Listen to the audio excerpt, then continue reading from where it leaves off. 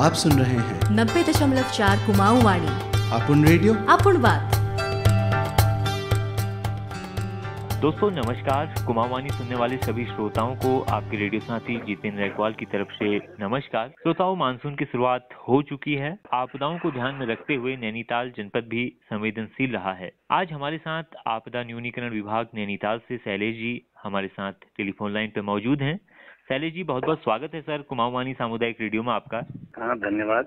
और कुमाऊं के सभी श्रोताओं को मेरा नमस्कार। तो सर, सबसे पहले जानना चाहेंगे कि इस साल मानसून की स्थिति कैसी रहने वाली है? सभी लोगों को पता है कि मानसून अपने समय से ही है जी। और क्योंकि मानसून आने से पूर्व कुछ इस तरह की प्राकृतिक घटनाएं होती हैं जिसकी वजह से एक दो बार तेज वर्षा या ओलावृष्टि की घटनाएं जो है वो होती हैं। वो हमें दिखी भी हैं। अभी पूर्व में जो है जनपद के सभी पर्वतीय मैदानी क्षेत्रों में एक सप्ताह से लगातार रुक रुक करके अलग अलग क्षेत्रों में वर्षा भी देखी जा रही है। तो इस प्री मानसून बारिश या मौसम के बदलाव के साथ ही मानसून का आगाज हो जाता है। इसमें हम लोग बाइफरकेट नहीं कर सकते, अलग नहीं कर सकते कि कौन सा जो है ये प्री मानसून का था। तो लगभग मानसून जनपद में प्रभावी हो चुका है। पहली बारिश में पहाड़ियां जो है वो संवेदनशील हो जाती हैं। तमाम वनाग्नि की घटनाओं की वजह से भी जो है वनस्पति जो है नहीं रहती है, तो अच्छी मात्रा में जो है वो स्खलन होता है, जिसकी वजह से करीब 27-28 हमारे ग्रामीण मार्ग भी बंद हुए, जिनमें कि संबंधित विभागों द्वारा गति से खोलने का भी कार्य किया जा रहा है। अभी भी 6-7 मार्ग जो है ग्रामीण मार्ग बंद है। आपको पता ही है कि इस आपदा के साथ साथ जो है जनपद हमारा जो है वो कोविड महामारी से भी जूझ रहा है जी। तो अभी चूंकि लॉकडाउन के कारण बहुत सी गतिविधियां नहीं चल रही थी और मानसून आने के साथ जो लॉकडाउन खुलने की प्रक्रिया हुई है, ऐसे में अगर मार्ग बाधित होते हैं तो किसानों पर जो है या ग्रामीणों पर दोहरी मार पड़ेगी। इसलिए विभागों को और संवेदनशील किया गया है कि कहीं पर भी इस तरह की दिक्कत ना आए, ज्यादा अवधि न लगे रास्तों को बंद होने में, ताकि जो किसान भाई हैं या और जो लोग हैं जो ग्रामीण क्षेत्रों से अपनी छोटी मोटी ही सही व्यापारिक गतिविधियां करते हैं वो प्रभावित न होने पाए। नैनीताल डिजास्टर मैनेजमेंट की क्या पूर्व तैयारियां हैं जो लोगों के बचाव के लिए, उनकी सुरक्षाओं के लिए काम कर रही है? देखिए, सबसे बड़ी हमारी जो तैयारी होती है वो ये है कि हम जो हमारा जनपद है उसमें उसकी जो भौगोलिक परिस्थितियां हैं उसके हिसाब से जनपद जो है अलग अलग क्षेत्र अलग अलग आपदाओं के लिए संवेदनशील होते हैं। बिल्कुल। तो उस तरह की टीमों को वहां पर तैनात किया जाए, उनको उस तरह के संसाधन उपलब्ध कराएं ताकि वो समय रहते जो है राहत एवं बचाव के कार्य कर सकें। तो पर्वतीय क्षेत्रों में जो हमारे थाने हैं और चौकियां हैं, राजस्व के जो आपके चौकियां हैं, इनको का संचालित कर दिया गया है ताकि कोई भी इस तरह की घटना होने पर वो जो निकटतम जो टीम है वो जल्दी से जल्दी वहां पर पहुंच करके राहत एवं बचाव कार्य कर सके। लोगों का जो नुकसान हो रहा है उसका जल्दी से जल्दी आकलन हो और जो भी मानक में व्यवस्था दी गई है उसके हिसाब से उनको राहत वितरण का कार्य तुरंत किया जाए। इस तरीके से आप जानते हैं कि पर्वतीय क्षेत्र में ज्यादा बारिश होती है तो उसका प्रभाव मैदानी क्षेत्रों में ज्यादा देखने को मिलता है। बिल्कुल। तो इसी अवधि में जो है काफी मात्रा में जब बारिश हुई है तो जो नदियां हैं वो नीचे जो डाउन स्ट्रीम उनके गांव है उनको सचेत किया जाता है। वहां पे जो कटान एकाएक शुरू हो जाता है उस पर रोकथाम के लिए सिंचाई विभाग द्वारा तुरंत कार्रवाई की जाती है। पुलिस विभाग द्वारा भी आसपास के जो गांव हैं उनको सचेत किया जाता है कि लोग जो है पानी का जल स्तर देख करके ही अगर उन्हें बहुत आवश्यक है तभी वो नदी पार जो भी कार्य है उसमें जाएं।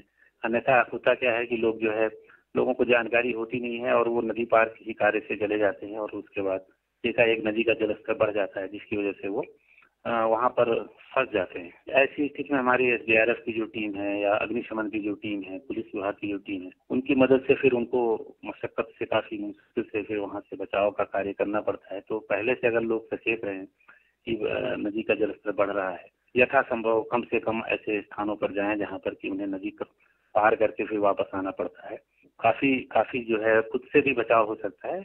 और जिला प्रशासन द्वारा भी सभी टीमों को सचेत रखा गया है। जहां पर सड़कों पे एकाएक पानी आ जाता है वहां पर भी बैरियर लगाए गए हैं कि अगर जिस समय पानी बढ़ता है तो लोग जबरदस्ती उसमें अपनी गाड़ियां 4 व्हीलर 2 व्हीलर न डालें, इसके लिए अब पूरी तरीके से दोनों तरफ से ऐसे मार्गों को बंद कर ही किया जाता है। टीमें वहाँ तैनात कर दी जाती हैं ताकि कोई जो है उन बैरियर को क्रॉस करके न जाए। तो इस तरह के जो आपदा प्रबंधन से संबंधित जो बचाव के उपाय हैं, राहत के उपाय हैं, वो इस समय पूरी तरीके से लागू कर दिए गए हैं।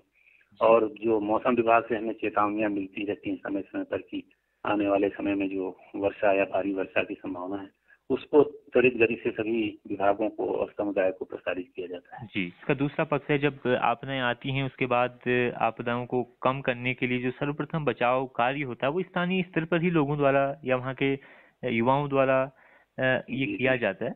तो सर इसको बढ़ावा देने के लिए सर क्या ऐसे प्रयास होने चाहिए सामुदायिक स्तर पर या डिजास्टर मैनेजमेंट की तरफ से, या कुमाऊं वानी इस पे किस तरीके से मदद कर सकती है? तो इसको कैसे देखते हैं सर आप? नहीं, सबसे बड़ी चीज तो ये है कि हमें हमारे जो श्रोता हैं या जो हमारे लोग हैं, समुदाय हैं, उनमें पूरी तरीके से इसके प्रति जागरूकता होनी चाहिए। प्राय जो देखने में आया है कि सामान्य तौर पर जो घटनाएं होती हैं वो अधिकांश घटनाएं लोगों की लापरवाही बस्ती हो जाती हैं। जैसे लोग जो है नदी में मछली मारना या स्नान करने के लिए, नहाने के लिए, या कभी कभी पिकनिक मनाने के उसमें भी लोग जो है उसको हमारी जो प्राकृतिक जो चीजें हैं, जो घटनाएं हो रही हैं, उसको इग्नोर करते हुए चले जाते हैं और ऐसी स्थिति में ज्यादा घटनाएं होती हैं। हाँ, इसके साथ साथ लोग अपने आवश्यक कार्यों के लिए भी जाते हैं जी। ऐसा नहीं है कि केवल इन्हीं घटनाओं से ही संवेदनशीलता है। लोग अपने आवश्यक कार्यों से, खेती के काम से नदी पार करके जाते हैं या पशुओं को चराने जाते हैं। तो ऐसे में लोगों को थोड़ा सा, सबसे महत्वपूर्ण चीज है कि स्वयं से जागरूक होना पड़ेगा, क्योंकि आप जानते हैं कि हर जगह पर तुरंत कम समय में जो बचाव टीमें हैं उनका पहुंच पाना उतना संभव नहीं होता है जी। तो जागरूकता तो सबसे पहला बचाव है। दूसरा ये है कि स्थानीय स्तर पर छोटी छोटी टीमों की तैयारियां की जाने की बात, उनको लोगों को प्रशिक्षण किए जाने का एक कार्यक्रम चलाया जा रहा था। लेकिन आप समझ सकते हैं कि जो कोविड महामारी है, जिसकी वजह से इस तरह के कार्यक्रम जिसमें कि एक समूह को कहीं पर इकट्ठा कुछ किया जा सके, उन पर ही विगत 2 वर्ष से लगभग रोक लगी हुई है जी। लेकिन फिर भी हर स्थानीय स्तर पर कुछ इस तरह के नौजवान युवक होते हैं जिन्हें, जो स्किल्ड होते हैं, तो स्वयं से स्किल्ड होते हैं, उन्हें पता होता है कि हमें अगर किसी गधेरे में उतरना है तो उसका सुरक्षित रास्ता कौन सा है, किस तरीके से हम उसमें उतर सकते हैं, किसी को बचा करके लाना है। छोटी मोटी जो फर्स्ट एड की चीजें हैं, आजकल आप देख रहे हैं कि लोग बहुत सी चीजें तो यूट्यूब के माध्यम से भी सीख रहे हैं। मतलब उनको काफी जानकारी, इच्छा अगर इसमें है तो से वो जानकारी प्राप्त हो जा रही है कि अगर कोई घाव हो गया, कोई कट लग गया तो उसमें तुरंत में हमें कैसे करना चाहिए, क्या करना चाहिए। तो ये अगर मनुष्य में या व्यक्ति में स्वयं से अगर थोड़ी सी जागरूकता है तो वो इतना कौशल अपना बढ़ा सकता है कि वो स्थानीय स्तर पर थोड़ी, जब तक कोई टीम आ रही, बचाव की टीम आ रही, तब तक उस स्तर का बचाव कर सके जिसकी जो संभावित जनहानि है उसको कम कर सकता है। जी बिल्कुल शैलेश जी, एक तो कोरोना महामारी और उसके चलते फिर मानसून का आना और हमारे संवेदनशील जिलों पर बहुत सोच समझ के और एक प्लानिंग के साथ काम करना होगा। सर अगर कहीं ऐसी, अगर अल्मोड़ा या नैनीताल, जहाँ जहाँ तक कुमाऊं वानी को सुन रहे हैं लोग, अगर वहाँ के श्रोताओं को कुछ ऐसी समस्याएं आती हैं डिजास्टर से रिलेटेड, उनको कहीं खबर लगती है, कोई जानकारी मिलती है या कोई हादसा ही हो जाता है, तो सर कैसे वो आप तक संपर्क कर सकते हैं?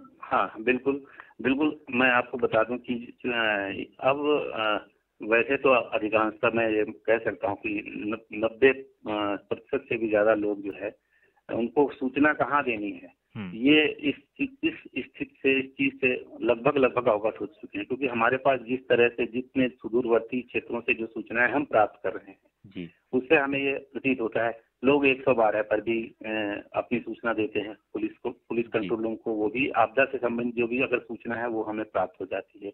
इसी तरीके से एक हमारा जो आपदा का जो टोल फ्री नंबर है 1077-1077, इस पर भी लोग अपनी सूचना दे सकते हैं।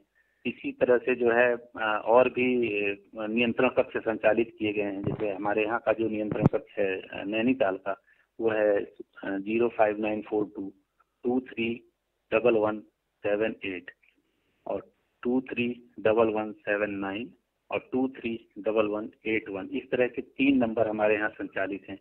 अगर उनके पास अपने क्षेत्रीय पटवारी का मोबाइल नंबर है या उनके पास अपने ग्राम विकास अधिकारी, ग्राम पंचायत अधिकारी का नंबर है, वो जो भी स्थानीय स्तर पर जो राजकीय कर्मचारी है उनको भी वो सूचित कर सकते हैं। हमें सीधे इन्हें अगर कॉल करना है जिला आपातकालीन परिचालन केंद्र में तो 1077 नंबर वो याद रखें, बहुत आसान नंबर है। 1077 पर वो कॉल कर सकते हैं। पुलिस को कॉल कर सकते हैं, वो भी सूचना हमको आ जाती है। 101 पर कॉल कर सकते हैं, 112 पर कॉल कर सकते हैं। तो बहुत से माध्यम हैं, बहुत से नियंत्रण संचालित हैं जिनकी सूचनाएं जो है वो जिला स्तर पर या फिर संबंधित टीमें हैं उनको पहुंचाई जा रही हैं। तो सर ग्रामीण स्तर पर कोई ऐसा मैसेज जो आप देना चाहेंगे कि मानसून में वो किस चीज का प्रमुखता से ध्यान रखें, कोई मैसेज के रूप में आप देना चाहें संदेश? देखिए, मेरा तो अपना मानना ये है कि जो लोग संवेदनशील क्षेत्रों में रह रहे हैं और जो बचाव करने वाले लोग हैं, बचाव करने वाले लोगों को ही बल्कि ऐसे लोगों से सीखने की जरूरत है, क्योंकि जो उस क्षेत्र में रह रहा है वो उन चीजों से, उन आपदाओं से अपने आप को, जो उसकी कोपिंग मैकेनिज्म जो उसने स्थानीय स्तर पर डेवलप कर लिया है, उसका अनुभव जो है हमें जिले स्तर पर या जो हम उस क्षेत्र में चूंकि नहीं रह रहे हैं तो हमें नहीं ज्ञात होता है। तो वो जो स्किल्ड हैं, वो जो जानकारी है वो किसी तरीके से उभर करके वो जनपद स्तर पर आनी चाहिए ताकि अन्य क्षेत्रों पर भी हम उनको प्रसारित कर सकें। इसके अतिरिक्त जो है समय समय पर जिला प्रशासन द्वारा या क्षेत्रीय राजस्व प्रशासन द्वारा जो है जो चेतावनियां निर्गत की जाती हैं, जो जानकारी दी जाती है, आज आप देख रहे हैं ज्यादातर लोग सोशल मीडिया से जुड़े हुए हैं। कहीं पर भी इस तरह से मौसम विभाग की चेतावनी आती है तो 5 मिनट के अंदर हर मीडिया ग्रुप में उसका जो है मैसेज प्रसारित हो जाता है कि आने वाले 3 दिन में भारी बारिश होने वाली है। तो ऐसे लोग जो सोशल मीडिया से नहीं जुड़े हैं उनको, जो स्थानीय लोग हैं, उनको सूचित करें, उनको बताएं कि भाई आगे ये समय है, अगले 3 दिवस हमें जो है जो भी जरूरी काम है उनको या तो हम पहले कर लें या इन 3 दिनों के बाद के लिए अगर हम उनको टाल सकते हैं तो उनको टाल दें। तो अगर हम अपनी प्लानिंग में थोड़ा सा स्थानीय स्तर के जो हमारे आयोजन है, जो हमें जो काम करने हैं, उनको थोड़ा मौसम के विभाग से मौसम का जो हमें पूर्वानुमान है उसके हिसाब से अगर हम थोड़ा सा चेंज करते हैं तो हम बहुत सा जो ऐसा नुकसान है उसको हम कम कर सकते हैं। ये मेरा अपना सुझाव है। जो वैसे तो जो हमारे लोग हैं वो काफी समझदार हैं। तो सर, कुमाऊं वाणी को आपने सर समय दिया और इन बिंदुओं पर फिर से हमने एक बार प्रकाश डाला कि हमारी क्या जिम्मेदारियां हैं और हम किस तरीके से मानसून सत्र में जिम्मेदारियों के साथ आगे बढ़ें और जीवन यापन करें। और आपने समय दिया सर, इसके लिए कुमाऊं वाणी सामुदायिक रेडियो से हम बहुत बहुत धन्यवाद करते हैं सर आपका। सबको मेरी तरफ से बहुत बहुत धन्यवाद जी, बहुत बहुत शुक्रिया सर। आप सुन रहे हैं 90.4 कुमाऊं वाणी, आपण रेडियो, आपण बात।